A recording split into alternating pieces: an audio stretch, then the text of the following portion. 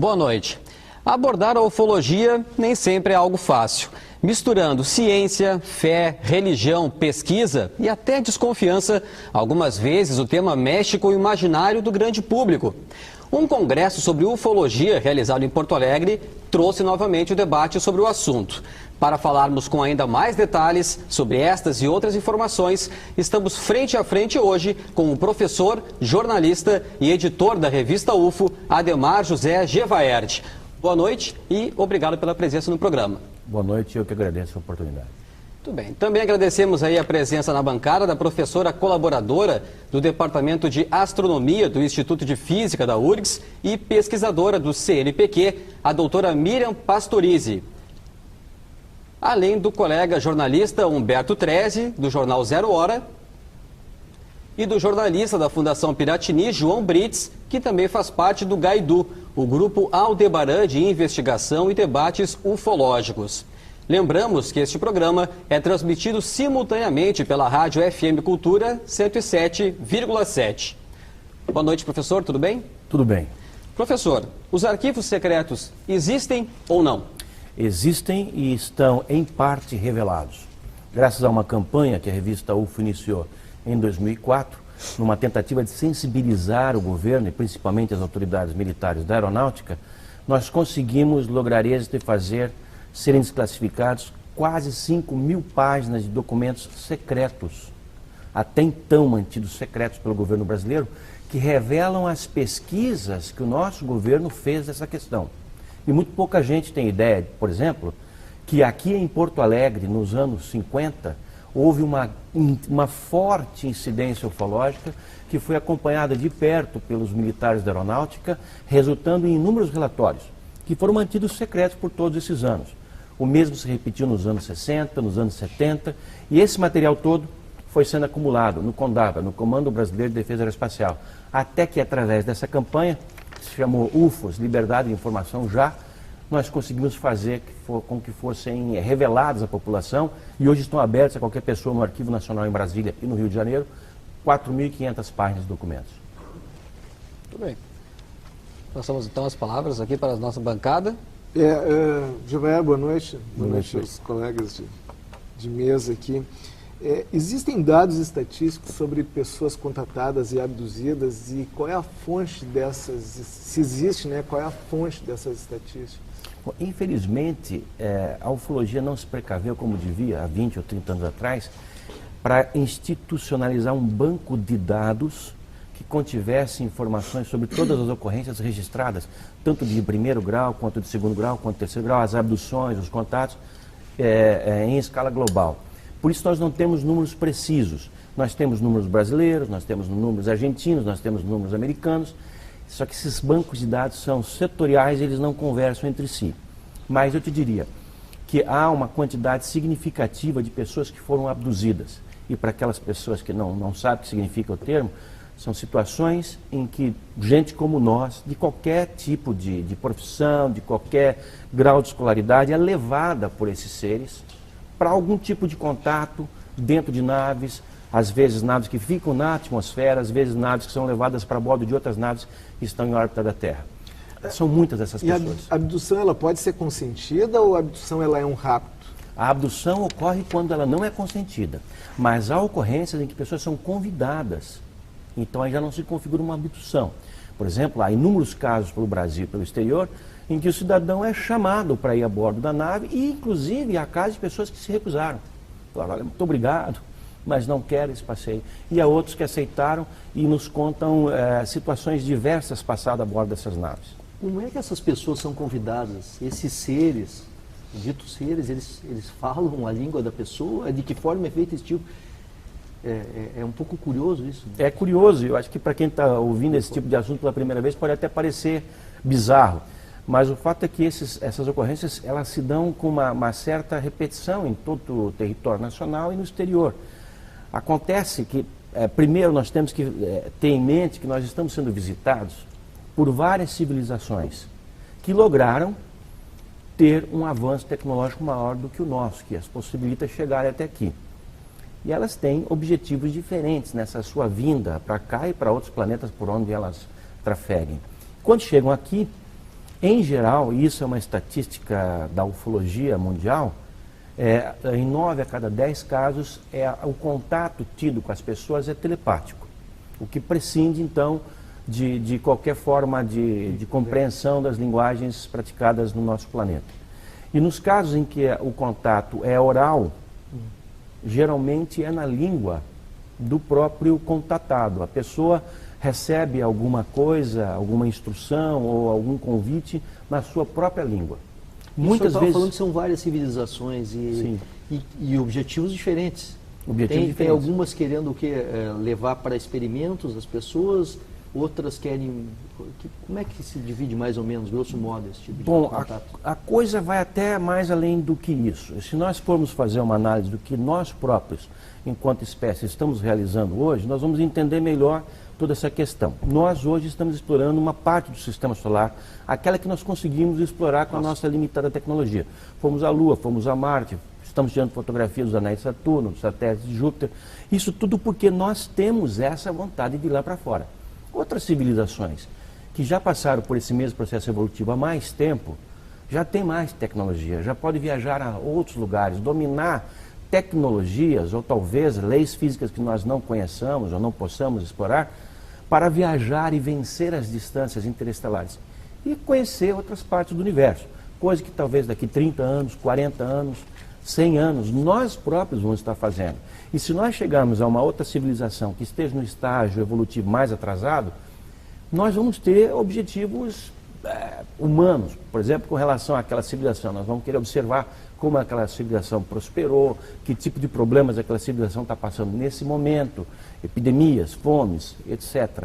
Então, talvez nós sejamos apenas um objeto de curiosidade de algumas dessas civilizações, enquanto que para outras talvez nós sejamos assim, um objeto de grande interesse. Até porque uma das coisas mais curiosas e notórias da ufologia é o fato de que esses seres que nos visitam, na sua assim, imensa totalidade, praticamente todos eles, 99 alguma coisa por cento, eles têm tronco, 2 pernas, 2 braços e uma cabeça. Humanoides. São humanoides, como nós. Há seres que se sentassem dentro dessa sala, nós não iríamos notar que eles não são desse planeta. São assim que eles são descritos pelas testemunhas, pelas pessoas que os viram frente a frente. E nós estamos falando de milhares de pessoas em todo o mundo. Inclusive pessoas de grande credibilidade, pessoas de formação técnica, pessoas que não seriam enganadas em nenhuma circunstância por qualquer tipo de devaneio psicológico ou coisa assim. Até porque a ufologia... senhor? Sim, claro, por favor, professora. Você ouviu suas explicações e eu fico realmente impressionada, não? Porque eu sou cientista, sou astrônoma, faz mais de 40 anos que eu trabalho na área de astronomia. Eu estive observando desde meus inícios da carreira, dos 20 anos, digamos assim, nos observatórios, estive no Observatório da Argentina, que é onde eu me formei, no Observatório do Chile, estive observando nas Ilhas Canárias, estive observando nos Estados Unidos, eu estive nos institutos da NASA, ou seja, tenho uma experiência como cientista muito ampla. Posso dizer ao senhor que eu passava meses inteiros trabalhando das 7 da tarde até as 7 da manhã, olhando com um telescópio cego. Consegui observar os satélites, não é? Satélites artificiais que a gente vê perfeitamente no traço, digamos assim, no céu, e jamais não conheço nenhum astrônomo, nem nenhum cientista que tenha tido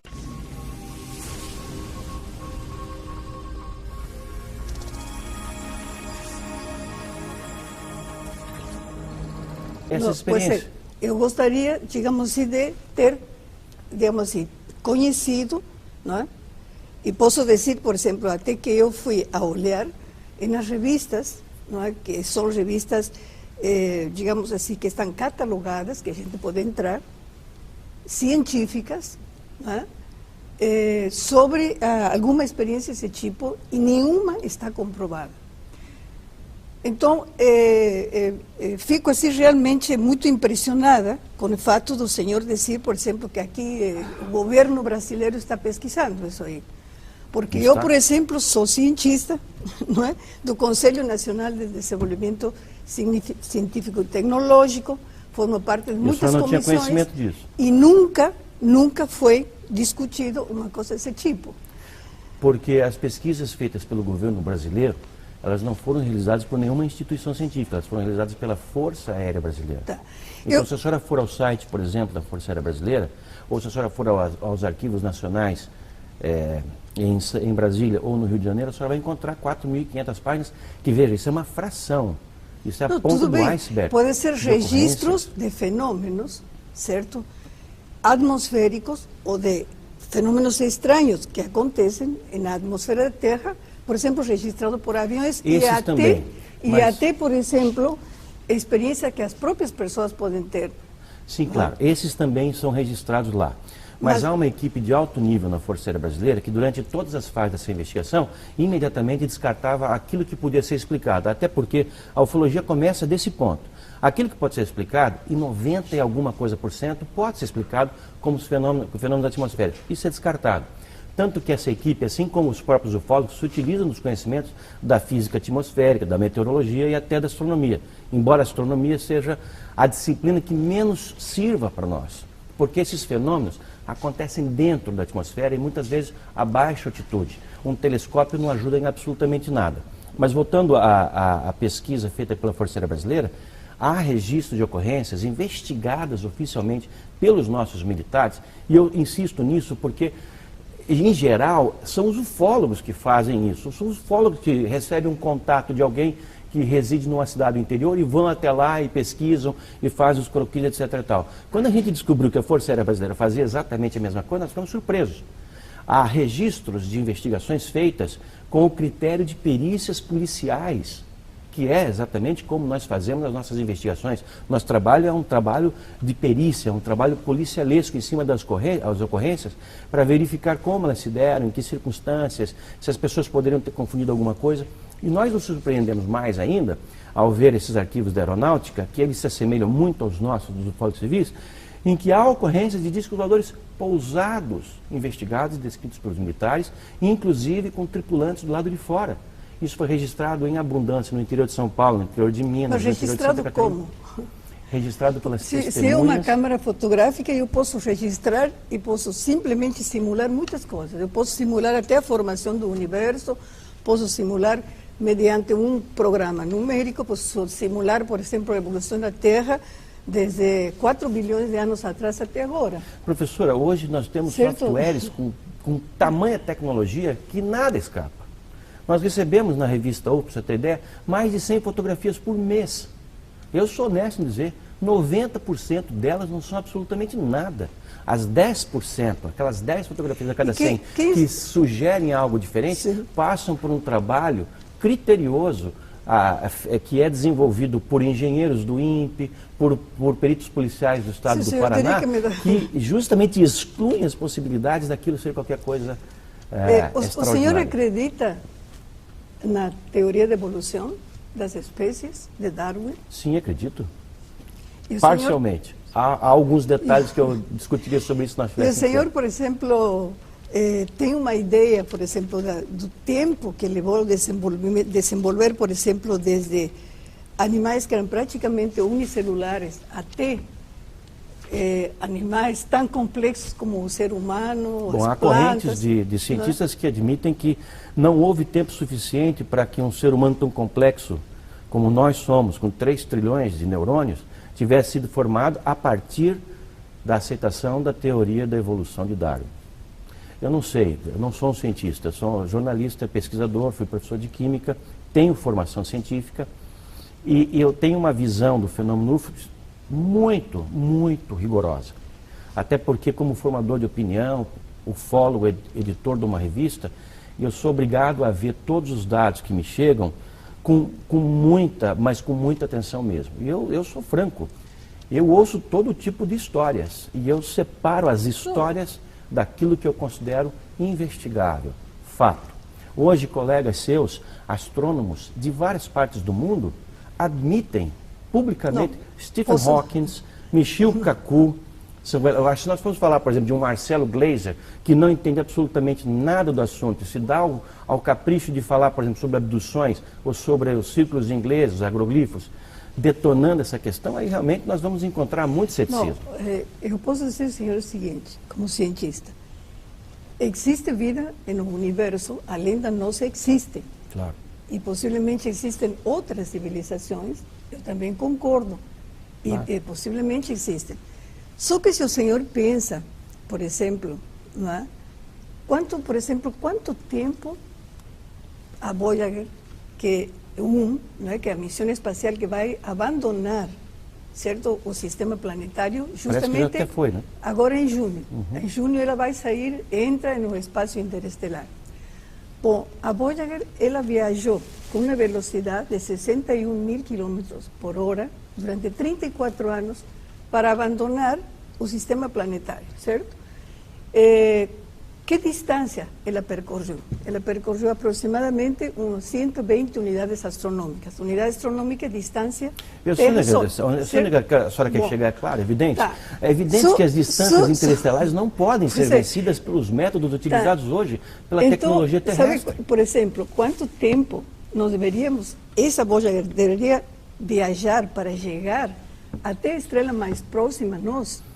80.000 anos. Sim. Com uma velocidade de 61.000 quilômetros por hora. Se fosse nesse sistema precário que é o que nós utilizamos hoje. Então o senhor fala de sistema precário. Tudo bem. Tá. Então a gente vai dizer, por exemplo, bom, agora nós vamos inventar uma nave para que o senhor diga civilizações que vêm de onde? De que região da galáxia? Nós ainda não temos. Nós não sabemos de onde eles vêm. Nós temos tem que ser indicações. Ao sistema planetário, não é? São outros sistemas planetários. Mas, por exemplo, a senhora sabe melhor do que eu que nós estamos tão atrasados em astronomia que apenas de uns anos para cá nós descobrimos que existem planetas fora do sistema solar. Nós não sabíamos da existência dos exoplanetas. Nós só supunhamos. Hoje nós, pelo método de transição, sabemos matematicamente da existência de planetas. E temos confirmado aí por algumas dúzias de que eles têm, supostamente, superfície rochosa. Isso tudo para dizer que nós estamos ainda engatinhando em qualquer sistema científico que possamos considerar. Eu acho o seguinte, não?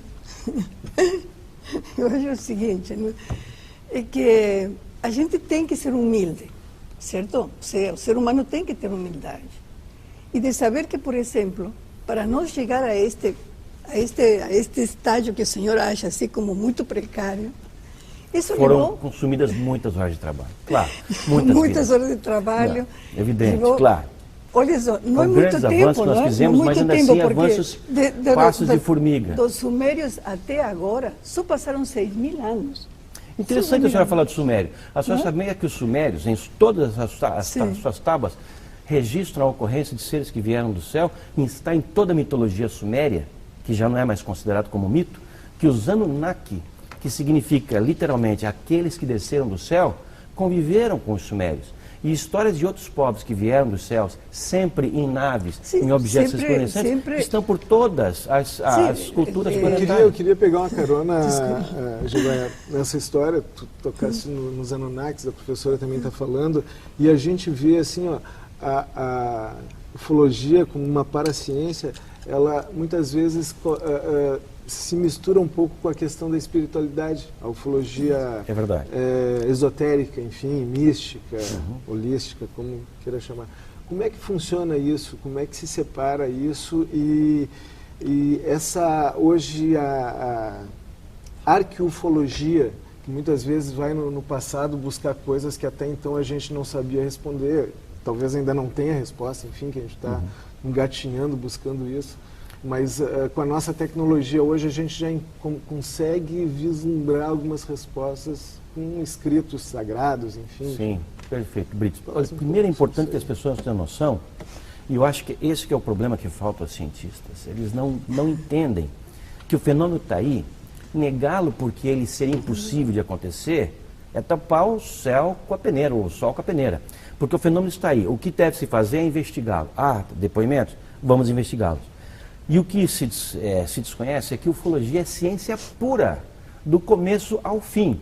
Nós, por exemplo, quando temos uma ocorrência nos céus, nós nos utilizamos de conhecimentos da física atmosférica, da meteorologia. Se esse objeto pousa e deixa uma marca no chão, nós vamos precisar de recursos da biologia, da química, da geografia, da geologia, etc. e tal, para determinar o que pode ter acontecido ali. Então, em todas as fases da investigação ufológica, como no caso das fotografias, que nós analisamos com softwares, são softwares avançados, em todas as fases nós utilizamos ciência pura.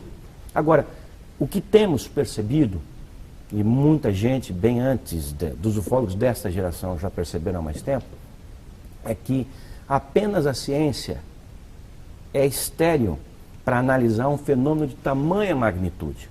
Então nós estamos lidando com algo que pode provocar uma reação absolutamente total em nossa civilização.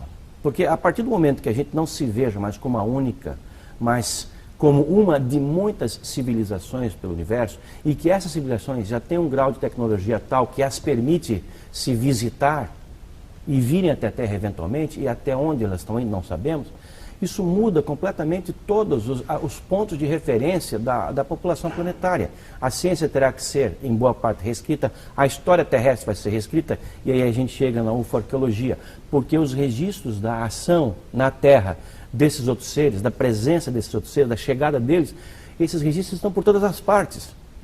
Há desenhos em cavernas, há escritos em moedas de 600 anos, tapeçarias de 300 anos, livros sagrados como os hindus, que têm 4.000, 3.500 anos, a própria Bíblia, e todos os registros em que o homem manifestou a sua cultura, a sua tradição, contêm ocorrências de objetos voadores não identificados, descritas, claro, cada uma delas à sua época.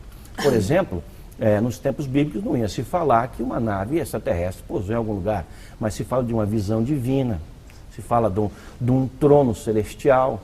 Carruagens de fogo. O ser que desce é um anjo, é um santo. Sempre há essa interpretação. E isso está perene em todas as culturas da Terra. Se vocês forem até, por exemplo, os índios do Alto Xingu, vão tratar dos caiapós.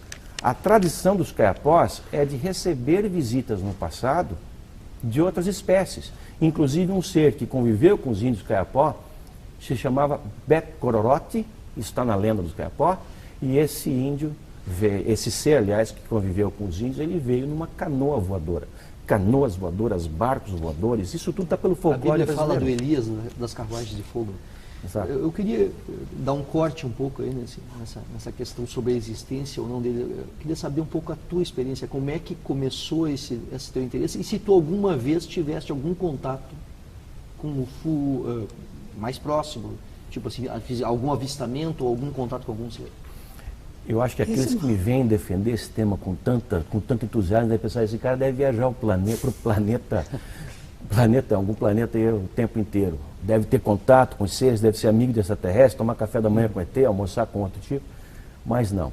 Na verdade, o começo da minha investigação desse fenômeno foi bastante prosaica. Eu era um estudante e desde a minha adolescência me interessei bastante por isso. Ao mesmo tempo em que eu me interessava por química, eu pretendia ser um cientista, eu pretendia ser o que eu acabei sendo, professor de química, mas eu pretendia seguir a carreira química, mas me vi confrontado com o crescimento do interesse pelo fenômeno dos discos voadores, concorrendo com o meu interesse pela química. Um dia eu falei, não, é uma aventura muito mais interessante perseguir esse tema. Então não parei mais. Não tive contato assim de ver naves pousadas, não entrei em naves, não tive contato com ET, não conheço nenhum ET. Mas tive duas experiências, assim, uma delas bastante marcante. A primeira ocorreu nos anos 92, 93, nos Estados Unidos, no deserto do Nevada. Eu estava fazendo uma conferência em Las Vegas, o ano correto é 92, e fui até uma área próxima da base chamada Área 51, que existe. Até um tempo atrás o governo americano falava, não, isso não existe, isso é conversa, Área 51. Espera, amor, pode se olhar até no Google, tá, a Área 51, e todo mundo sabe o que se faz ali desde os anos 40. Tá? Então, ali na volta, por volta da meia-noite, no retorno a Las Vegas, pro hotel em que eu estava, fui só passear no deserto, o carro em que eu estava com outros 3 ocupantes foi seguido por uma luz intensa durante uns 40 minutos, fazendo com que todos nós tivéssemos assim um acometimento de sono terrível. Foi uma coisa bastante marcante que aconteceu Não sei se foi alguma coisa além disso. Agora, também é importante que se diga que as experiências dos ufólogos não contam muito para a sua pesquisa. Os ufólogos investigam casos ocorridos com tantas outras pessoas. Pessoas que vão de agricultores, ou frentistas de posto, ou estudantes, até professores universitários, pilotos, astronautas, generais. Por exemplo, eu tenho me dedicado nos últimos tempos a visitar países sul-americanos que têm organismos de pesquisas ufológicas oficiais, mantidos pelo orçamento dessas nações. O Uruguai, muita gente não tem ideia disso. Aqui ao sul do Rio Grande do Sul, o Uruguai, desde 1979, tem um organismo dentro da Força Aérea Uruguaia para pesquisas oficiais do fenômeno UFO. Ou seja, deve haver esse fenômeno, porque senão os caras não iam estar gastando dinheiro para investigá-lo. E o que nós ouvimos lá? O que eu fui lá e ouvi, por exemplo, do comandante da entidade que pesquisa discos voadores dentro da Força Aérea Uruguaia, assim como ouvi depois, esse ano ainda, aqui no Chile, de um general, e no final da semana passada eu ouvi de um coronel da Força Aérea Peruana, militares todos, assim como os brasileiros, envolvidos em pesquisa ufológica. Aqui no Uruguai, eu recebi descrições de ocorrências ufológicas impressionantes. Casos em que, por exemplo, toda a defesa aérea do país foi tomada de assalto e esteve paralisada diante de objetos voadores não identificados que ficavam detidos sobre certas regiões do país, especialmente sobre Montevidéu. O mesmo se repetindo na travessia para Buenos Aires. Há casos, inclusive, de Boeings decolando do aeroporto de Ezeiza que tiveram que voltar porque no caminho se defrontaram com objetos voadores de grandes proporções. Grandes proporções. Isso foi investigado pela Força Aérea de ambos os países. E a Argentina, agora em 2010, restabeleceu o seu programa de investigação desse fenômeno oficialmente, e a Força Aérea Argentina também tem hoje uma entidade de pesquisa ufológica. Então, é o Uruguai, a Argentina, o Chile, o Peru e o Equador. São 5 países apenas nesse continente cujas forças aéreas têm verbas sendo destinadas, militares, pessoal, equipamentos, aviões destinados para a investigação desse fenômeno. A senhora tinha ouvido falar disso, professor? Não. Não, sinceramente não. Agora, se eu ligo, por exemplo, se eu ligo para o senhor, ou mando um relato de que eu tive um contato, por exemplo, né? Então, conto uma história, que se lá me encontrei, que fui conduzida a outro sistema solar, etc, etc. Como que o senhor comprueba que o que eu estou falando, né, é verdade? É verdadeiro. Ou simplesmente é uma alucinação que eu tive, ou simplesmente, sabe, tem pessoas que alucinam, claro. Que alucinam. Né? Nós, tem pessoas que têm mais a par disso, porque nós estamos vendo a alucinação de pessoas que então, ou seja, eu não, digamos assim, eu penso que existem fenômenos. E certamente eu não sou do cientista que o senhor pensa, que o cientista simplesmente se fecha, não é? E não quer aceitar porque nós não queremos ser, queremos continuar sendo a única civilização. Não é isso, é que o cientista sempre, não é, para dizer que um fato realmente existe, precisa de alguma forma uma comprovação. Mas para obter essa informação, o cientista tem que sair a campo. Só ele não pode esperar que no seu gabinete ele vá receber essas evidências. Aliás, até poderia. Eu tenho o maior prazer de mandar evidências para qualquer cientista que queira. Agora, eles têm que correr atrás disso também. Professor, só um instantinho, só vou lhe pedir para a gente fazer um intervalinho. Pois não. Aqui no Frente a Frente. No retorno, o senhor já faz a resposta da pergunta, tudo bem? Tá. Então, o Frente a Frente faz o intervalo, a gente volta na sequência.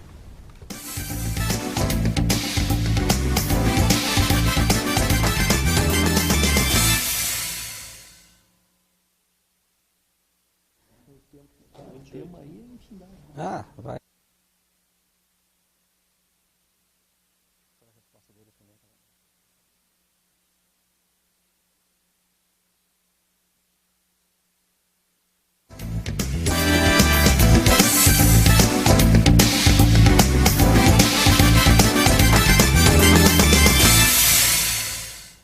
Frente a Frente dessa semana está de volta com o professor Gevaerd. Professor, então a resposta e a palavra é sua novamente. A gente teve ficou uma informação no primeiro bloco ainda.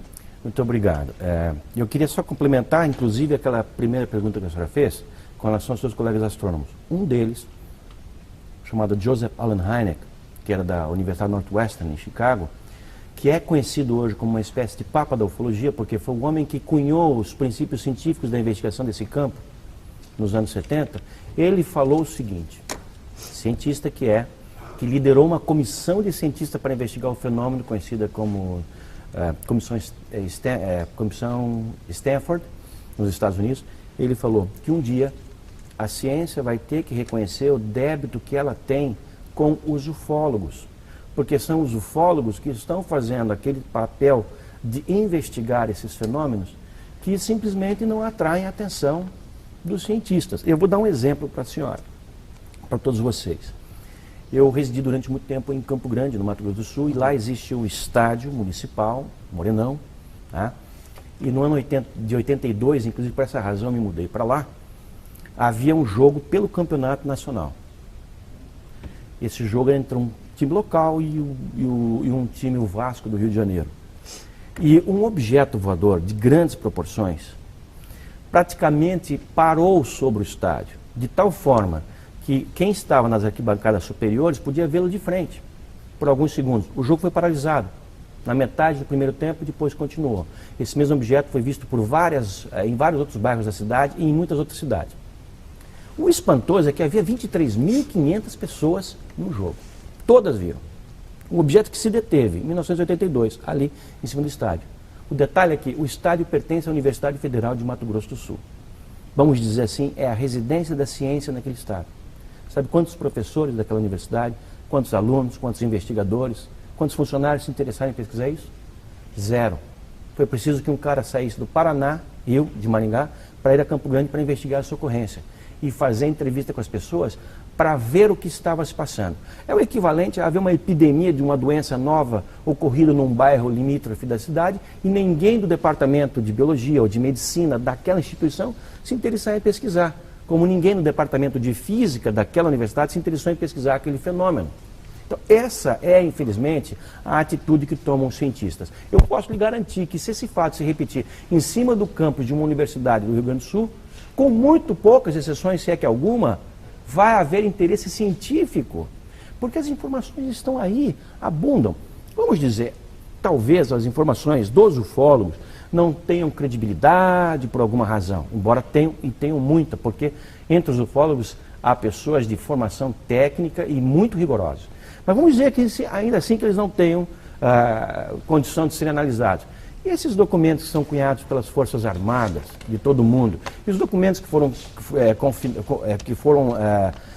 construídos a partir da investigação que foi feita, por exemplo, pelo governo britânico, pelo governo francês, que resultou no dossiê Cometa, um dossiê em que se diz, não apenas como conclusão, estamos sendo visitados por outras espécies cósmicas, como também nós devemos estar preparados para o que isso deve representar.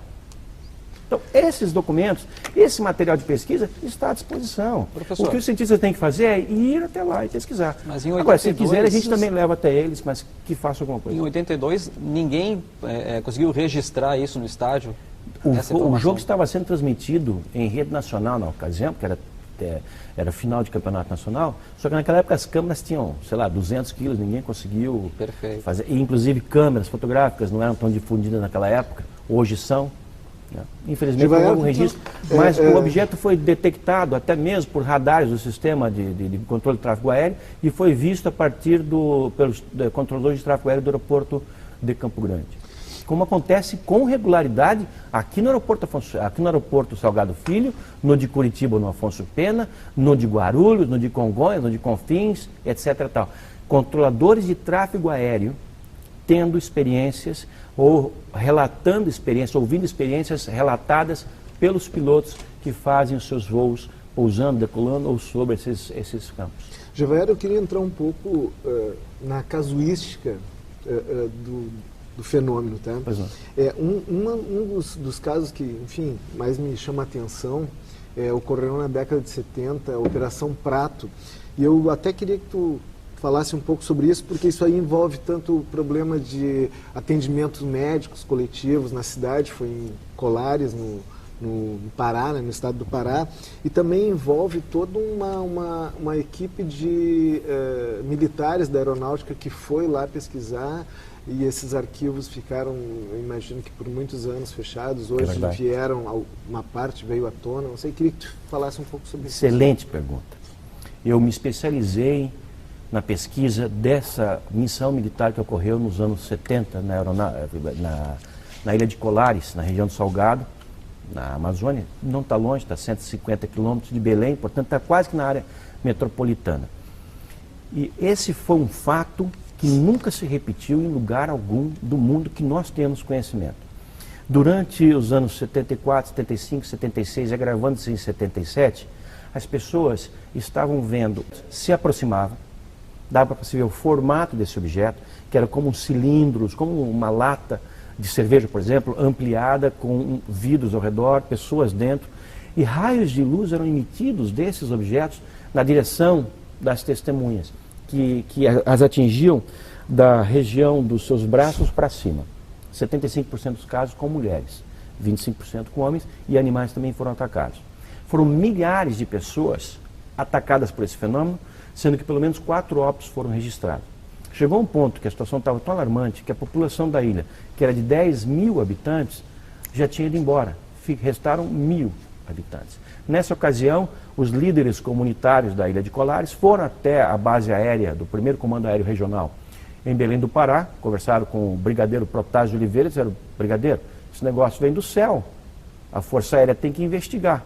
E a Força Aérea mandou uma equipe para investigar, que foi comandada por um capitão da intendência na ocasião chamado Irangê Holanda, que depois se aposentaria como coronel.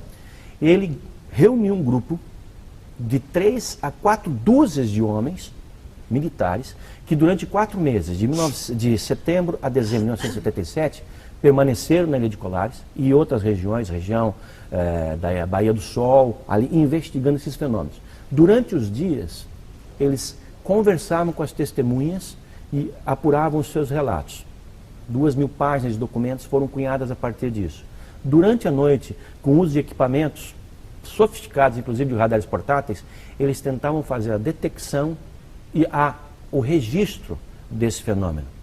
Cerca de 500 fotografias foram feitas e 16 horas de filmes de UFOs sobre a Amazônia foram registrados pela Força Aérea Brasileira durante uma operação militar, oficial e secreta, com alguns vazamentos mais secreta. A coisa chegou a um ponto tal que os militares da Força Aérea Brasileira, e isso quem me revelou pessoalmente foi o Irangê Holanda, 20 anos depois, em 97, quando ele resolveu abrir o sigilo, ele estava aposentado, ele me ligou e ele me escolheu para fazer esse depoimento todo. Isso é uma entrevista enorme que está no site da revista UFO, publicado em vários idiomas. Ele revelou em detalhes como as naves, gradativamente, semana após semana, se aproximavam dos acampamentos dos militares, a ponto de, se o acampamento mudasse para o outro lado da ilha, os objetos iam atrás. E eles fotografaram isso, professor? Mais de 500 vezes, mais de 500 fotografias foram feitas e 16 horas de filmes em formato Super 8 foram feitos. Houve a participação de militares americanos que foram mandados para aquela região e o fato todo culminou, essa grande incidência que foi pesquisada pela essa missão militar, que recebeu o nome de Operação Prato, está na internet, inúmeras fotografias, inúmeros materiais. Isso culminou no começo de dezembro de 1977, com um contato oficial entre o comandante da operação, fardado, e seus homens, com um objeto voador não identificado, do qual saiu um tripulante, levitando, flutuando no ar, de um aparelho de 100 metros de altura, aproximadamente, estimado por ele. Abriu-se uma porta lá de cima, esse ser desceu por aquela porta e chegou ao nível da divisão dos militares que estavam à frente da Operação Prato. Eles se entreolharam, não houve contato de nenhuma espécie, o ser voltou para dentro aquela nave decolou lentamente e foi embora, e muitas outras voltaram a aparecer. Isso se sucedeu diariamente no território nacional. Não há registro em nenhuma outra parte do mundo onde uma missão militar deste porte, de 3 a 4 dúzias de homens, durante 4 meses seguidos investigando UFOs, ter ocorrido. Fazer o advogado do diabo também aqui na história, já que me perdoe. E isso tudo poderia ser uma tecnologia não de fora, mas daqui mesmo, sei lá, alguma potência que... Seria absolutamente impossível, até porque essa ação destas naves naquela região particular, naquele tempo particular no Brasil, chamou a atenção, por exemplo, dos militares norte-americanos. Né? Eles vieram ao Brasil para ver o que estava se passando. E, inclusive, eles ajudaram os militares brasileiros que estavam tendo dificuldade para fazer o registro dos objetos. Havia um objeto pequeno que o comandante da operação, o Irangê Holanda, chamava de modelo esportivo, que parecia ser com um carmanguia. Ele se aproximava mais dos acampamentos. E ele fazia fotografias e depois, fotografias analógicas das antigas. Depois ele mandava revelar e não conseguia, não aparecia nada. E foram os militares americanos que vinham regularmente conferir os avanços da Operação Prato, que deram à Holanda equipamentos e filmes ultrassensíveis, através dos quais, por meio dos quais, ele conseguiu então registrar esses fenômenos. Essas fotografias, só para completar, esses documentos não são mais secretos. Das 2.000 páginas de documentos produzidas pela Força Aérea Brasileira, por volta de 300 e alguma coisa estão liberadas e estão no Arquivo Nacional. Por que não estão todas as duas? Essa é a nossa pergunta, Brits. E isso é que nós queremos. Das 500 fotografias, 150, 180 foram reveladas. E as outras? E dos filmes? Eu tenho depoimentos de pessoas que assistiram aos filmes, que ficaram assim, estupefactos. Naves gigantescas, enormes, filmadas sobre o Rio Amazonas. Das 16 horas de filmes, nem um minuto sequer foi aberto pelo governo. Isso é uma pergunta, assim, uma curiosidade, não é? Claro. Porque a ciência, digamos, na minha área, não, na astrofísica, e que tem a ver com o universo, a gente sempre é consultado, sabe? Quando aparece, por exemplo, um fenômeno assim, que é desconhecido, às vezes quando as pessoas ligam perguntando o que aconteceu, vimos uma luz, etc, etc. E até, digamos, certamente a Força Aérea e todas as consultas, e a gente nunca foi consultado sobre isso. E nunca se tem, assim, um registro científico de um evento desse tipo. Assim, tão massivo e tantas coisas. Eu tenho que fazer uma intervenção para dizer que existem, sim, os registros científicos. Talvez a senhora não os conheça, não esteja a par deles. Não é eu que não conheço. Não. Posso garantir, posso dizer que ninguém aqui da minha área, em todo o Brasil, conhece ou foi consultado, sabe disso aí. Entendeu? Então, é como se os governos eu não sei nada e do que os está passando no campeonato de futebol da Colômbia, por exemplo. Tivessem uma organização secreta onde os científicos são excluídos. Não, eles não são excluídos. Então, isso é uma coisa que a mim me surpreende, o mínimo. Eu imagino a sua surpresa. Porque, mas, por exemplo, eu vou dar um exemplo do que está passando no seu país de origem. São eventos que acontecem tão diariamente, por que a gente nunca, por exemplo, se uma civilização certamente tão superior a nós, por que eles não entram em contato, por exemplo, com seres, ou com pessoas, ou com organizações, por exemplo? Mas eles entram, é justamente o que nós estamos falando. Agora, Astronômica Internacional. Deixa eu tentar responder a sua primeira pergunta. A sua primeira pergunta, eu vou usar um exemplo do seu próprio país, na Argentina. Só sabe por que a Força Aérea Argentina voltou a pesquisar esse assunto? Porque já pesquisou na década de 50, de 60, de 70.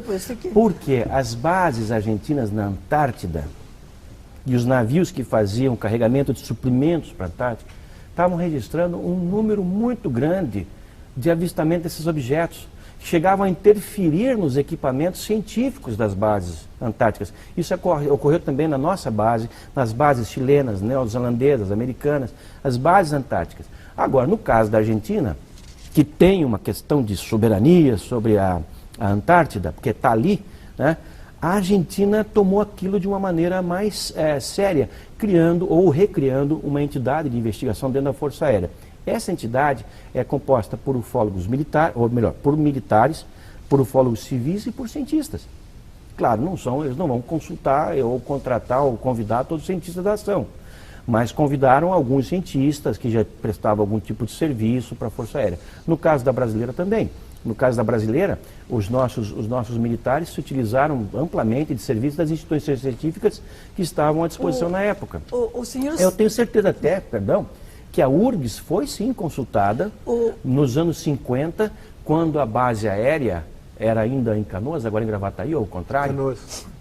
Naquela ocasião, quando houve a revoada de discos voadores aqui sobre Porto Alegre? Nós fomos consultados faz 3 ou 4 anos atrás sobre um objeto não identificado e pela trajetória, até meus colegas calcularam que era uma das partes de possivelmente que se desintegrou de os foguetes que impulsam os satélites. Recentemente nós tivemos algumas quedas desses tanques de foguetes. Exatamente. Ou seja, lá no Nordeste. Muitos objetos desse tipo, não é? Que são... Agora, o que a senhora sabe por que... Por exemplo, em relação à Antártida, nós temos um grupo, não? O senhor deve saber, porque saiu de um grupo da universidade que trabalha,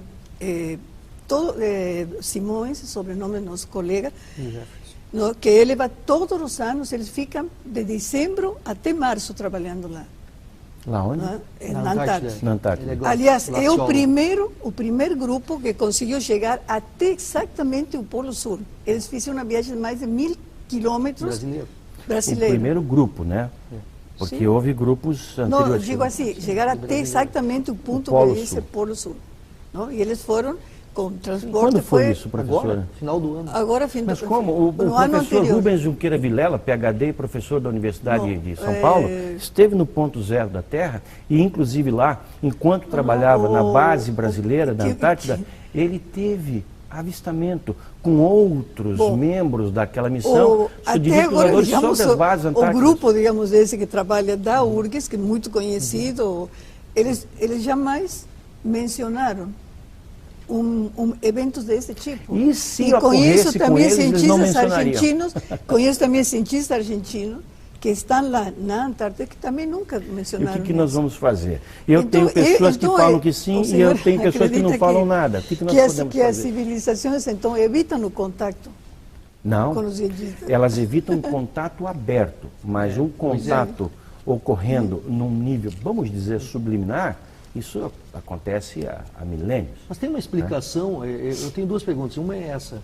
por que elas não fazem contato aberto com entidades governamentais e tal? Isso. Como a gente imagina aquela coisa do filme, leve-me ao seu líder. Se eu chegasse a Marte, eu perguntaria quem é o bambambam do pedaço lá. Claro. E isso aparentemente não acontece aqui. Não. E eu acredito no que tu está dizendo, essa coisa da Operação Prato, acredito que tenha documentos secretos a respeito por motivos óbvios. Eu não entendo por que os que nos contratam não procuram os governos, ou procuram e a gente não sabe. E a outra coisa, eu queria que falasse um pouco sobre episódios da casuística aqui no Rio Grande do Sul, para ficar mais próximo do nosso telespectador. Né? Pois não.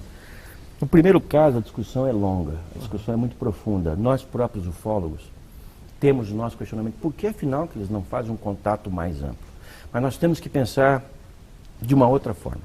Esses seres, eles já detêm o poder de entrar e sair da nossa atmosfera, e é justamente isso que assombra os governos, há milênios, há décadas pelo menos, de maneira documentada. Registros de radar, etc. e tal, que demonstram que eles têm uma grande familiaridade com a nossa espécie. Vêm aqui quando querem, fazem o que querem. São muito semelhantes a nós. Uma indicação de que é muito provável que nós e eles tenhamos um parentesco de alguma espécie, um parentesco comum. E, aparentemente, esses seres não demonstram ainda ter nenhum interesse em se fazer mostrar, em se fazer conhecido de maneira ampla. Eles sabem que são conhecidos e os governos os conhecem também. Os governos fazem admissões regularmente a respeito disso. Vários governantes. Por exemplo, Jimmy Carter, Ronald Reagan, são homens que durante os seus mandatos falaram muito a respeito desse assunto. Está se pressionando agora Barack Obama para que ele abra os arquivos secretos do governo americano. Aí sim a coisa vai ser séria. São arquivos assim, imensamente mais contundentes do que os arquivos dos outros governos, porque os Estados Unidos é um país extremamente militarizado. E um dos grandes problemas que os Estados Unidos enfrentaram, e ainda enfrentam, é que a partir do momento do desenvolvimento da bomba atômica, nos anos 40, depois do Projeto Manhattan, é que os UFOs começaram a aparecer de uma maneira mais intensa. E foram registrados a partir de então, sempre em que havia... em locais em que havia algum tipo de investimento na área nuclear. Chegando ao ponto em que, em pontos de mísseis de lançamento de mísseis balísticos, Minuteman, no norte dos Estados Unidos, que são centenas, os UFOs passaram a ser um problema sério.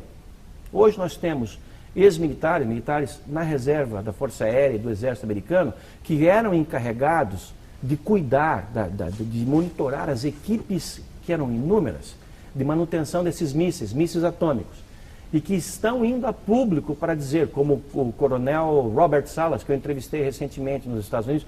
O Robert Salas é um dos homens que vai a público, como esteve no Larry King, para dizer: o governo americano está escondendo informações seríssimas sobre a ação de UFOs sobre bases de mísseis norte-americanos, que chegaram ao ponto de invalidar as cabeças nucleares, os códigos de lançamento, enfim, inutilizar aqueles aparatos de guerra.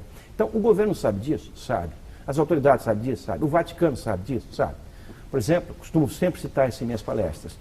Isso é uma coisa que pouca gente deu atenção, mas o astrônomo oficial, para citar um outro astrônomo, doutora, o astrônomo oficial do Vaticano, que ele é PhD, com 2 titulações em estrelas binárias, que é do seu país, ele é de Rosário, o jesuíta José Gabriel Funes, que se senta à mesa do Papa, recentemente falou exatamente o seguinte: que não reconhecer a existência de outras espécies avançadas no universo é menosprezar a capacidade criativa de Deus. Hoje há outros teólogos, que também são cientistas, como houve no passado, falando coisas semelhantes, dando a entender que a Santa Sé se move na direção de acompanhar esse fenômeno. Até porque a Santa Sé está envolvida diretamente na construção ou financiando observatórios astronômicos em várias partes do mundo. Professor, e nesses casos específicos aqui, então, do Rio Grande do Sul? O Rio Grande do Sul é um dos estados brasileiros que tem uma intensa casuística. Ela se manifesta desde os anos 50.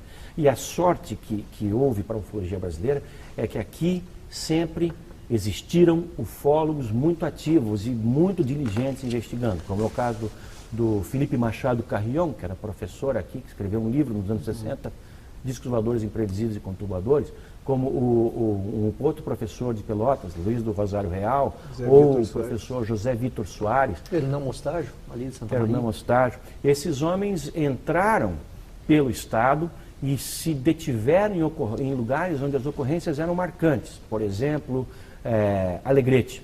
Alegrete é um ponto de grande intensidade de observação de objetos voadores não identificados. Há casos ali até extremos, de um homem, um vigia de um quartel, que atirou numa nave.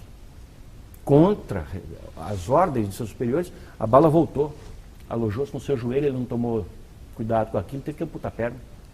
Aqui recentemente, ou mais ou menos recentemente, nós tivemos um caso em Pelotas, com um piloto, um homem de grande credibilidade na sua região, o Haroldo Westendorf, que estava pilotando, era seu hobby, pilotando seu próprio avião, um monomotor, sobre a Lagoa dos Patos, e se deparou com um fenômeno enorme, que foi confirmado pelos controladores de tráfego aéreo do aeroporto local e do aeroporto de Porto Alegre, e visto também por pessoas que estavam a partir do solo, quer dizer, confirmações cruzadas. Quer mais um caso de piloto? 7 pilotos. Durante uma certa noite, em 1986, no Brasil, nós tivemos 21 UFOs de 100 metros de diâmetro cada um. Imagina, o tamanho de uma quadra urbana. Como é que sabem que 100 metros? Senhora, isso foi detectado por radar. Os radares são precisos, inclusive pelos radares de bordo e pelos radares de terra. Aeroportos, simultaneamente, de Confins, de Anápolis, sim, mas o senhor disse, de Guarulhos, conta esses fenômenos. Conta todas essas que mais histórias. Vocês precisam? Mas aonde está registrado? Isso que, porque são sempre histórias assim. Não são o fulano histórias. ia viajando e viu isso Professora, aí. com todo respeito, a Força Aérea Brasileira não é composta de idiotas. A Força Não, Aérea Brasileira eu não digo que não. disparou 7 caças. Ninguém faz isso para brincar. 7 caças, 4 Mirage e 3 F-5 das bases aéreas de Santa Cruz, de São Paulo e de Anápolis para interceptar esses objetos. Como gestionaram os radares de Confins, os radares de Anápolis, de Congonhas, de Guarulhos, do Galeão. Nós estamos falando do quê? Nós estamos falando de documentos, de ocorrências documentadas. Por exemplo, o que a senhora talvez não tenha conhecimento, e muito poucas pessoas talvez tenham, é que naquela ocasião o então presidente da Petrobras, Osiris Silva, um dos homens mais reputados desse país, estava a bordo de um avião Xingu, saindo de Brasília depois de ter uma conversa com o presidente e voltando para São José dos Campos. Estava diretamente na rota dos objetos. E o SINDACTA, o Centro Integrado de Defesa Aérea e Controle de Tráfego Aéreo, pediu a ele, por ser a aeronave mais próxima, e também por ser um militar, um graduado, um coronel, para que observasse aquele fenômeno. E ele então foi com o avião Xingu, ele estava acompanhado do copiloto Alcir, que é de Campo Grande, que eu entrevistei, e o Osiris também foi entrevistado por meus colegas, e eles dois seguiram um dos objetos e puderam dar descrições daquele objeto. Assim como os pilotos que estavam a bordo dos 7 caças da Força Aérea Brasileira que foram disparados. Parar o encalço disso. Isso durou horas. O ministro da Aeronáutica, no dia seguinte, o então brigadeiro Júlio Otávio Moreira Lima, chegou a convocar uma conferência de imprensa. Todos os pilotos se sentaram na frente dessa conferência de imprensa, junto com os comandantes que fizeram o disparo dos aviões, que fizeram o controle daquela situação toda, e o brigadeiro declarou textualmente, literalmente no ar: nós ontem recebemos a visita de alguma coisa, não sabemos o que é. Vamos emitir um relatório em 30 dias. Esse relatório nunca saiu, pelo menos publicamente. Agora, no ano 2007, entre os documentos liberados pela Força Aérea Brasileira, estava lá o relatório de 9 páginas, produzido por um brigadeiro para os seus superiores do Condabra, em que se diz, na conclusão final, no item 3, e esse documento está disponível, posso oferecer a qualquer um de vocês, está no site da revista UFO, se diz que os objetos, os 21 objetos, de 100 metros de diâmetro quadrado, determinados por radar, demonstraram ser de natureza sólida e estar sob controle e inteligente pela sua capacidade de voar informação. O que mais nós queremos? O que mais nós podemos esperar? Só uma pergunta, eu gostaria de fazer ao senhor. Professora, vou ter que lhe pedir, porque a gente está com um finalzinho do programa já que o assunto é bem extenso. Só uma pergunta. O senhor mencionou de que possivelmente quienes digamos assim, tripulam, não é? Aqueles que estão, essas naves, eles seriam seres muito parecidos conosco, certo? Sim. Ou seja, organismos vivos. Então, a que velocidade, não é?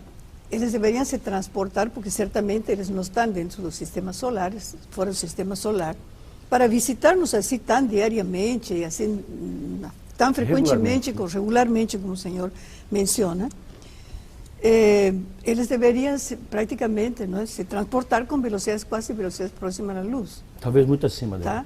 E acima dele, exatamente. Ou seja, mas, cientificamente, a gente sabe que qualquer organismo vivo, ou, por exemplo, qualquer elemento sólido, como poderia ser aquele de uma nave, não consegue sobreviver sem transformações drásticas, moviendo-se a essa velocidade. E isso está comprovado cientificamente. Sim. Em laboratórios que isso acontece. Então, como é possível, entendeu, que acreditar na existência desse tipo não acreditar, de organismos? Saber, conhecer as informações. Não, mas resposta... é que é o seguinte, eu pergunto, bom, então com que velocidade eles se transportam? Que material compõe a nave? Esses são as grandes respostas que todos nós buscamos. Eu convido a senhora, os seus colegas da URGS a tentarem buscar essa resposta também. Mas como nós vamos a buscar se a gente jamais consegue ter contato com esses seres? Mas com o telescópio a senhora jamais vai conseguir. Não, nem com o telescópio. Olha, eu já andei... 30 segundinhos, professor, por favor, só para responder essa última pergunta com relação à questão da velocidade mesmo, por favor. Nós não temos como determinar isso. E se nós formos levar em consideração as teorias, que são só teorias, é verdade, só teorias, de que nada viaja acima da velocidade da luz, nós vamos ter então que chamar os extraterrestres que pousarem aqui da próxima vez, que abordarem, por exemplo, esses jatos da Força Aérea Brasileira, o Aurora Estelar, e falar: caras, vocês não podem existir, voltem para o planeta de vocês, a velocidade que vocês quiserem, vocês não podem existir porque a ciência está dizendo que nada viaja acima da velocidade da luz. Será isso? Não pode ser. Eles estão aqui, eles existem. Então há um paradigma sendo quebrado. Como é que nós vamos entender esse paradigma? A ciência tem urgentemente que entrar nessa discussão, mas não entrar com ceticismo, mas entrar para valer, para investigar, para tentar descobrir e, quem sabe, encontrar respostas que podem até favorecer o desenvolvimento dessas próprias disciplinas. Professor, muito obrigado pela sua participação aqui com a gente no Frente a Frente. Muito obrigado. Muito bem, o Frente a Frente dessa semana termina aqui. Lembramos que o programa é reprisado no próximo domingo, às 21 horas. Agradecemos então a presença aqui dos nossos convidados. Uma boa noite e até uma próxima. Tchau.